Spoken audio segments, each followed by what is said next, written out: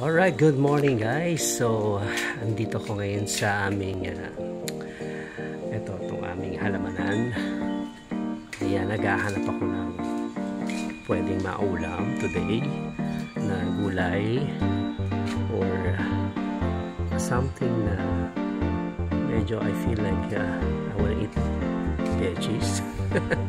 Ayan. So, dito ayan, may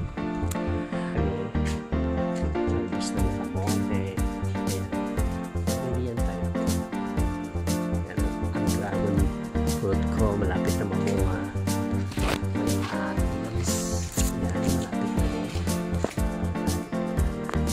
Saging, wala pang bunga. Pero guys, eto, nakita ko yung pwede kong ulamin today.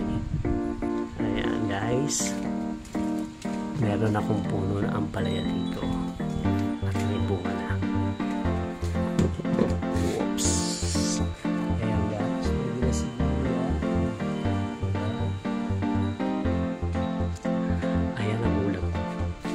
Palaya with egg. Okay. Ayan, kuha lang tayo ng pangtigas. Okay. Ayan na nga guys. Nasa puno siya lang.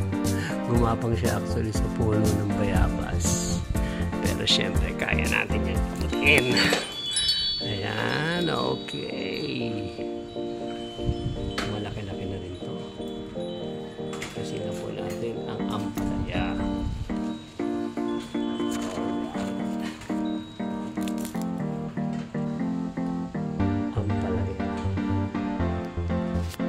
Ito po ang ulam ko today, ang palayang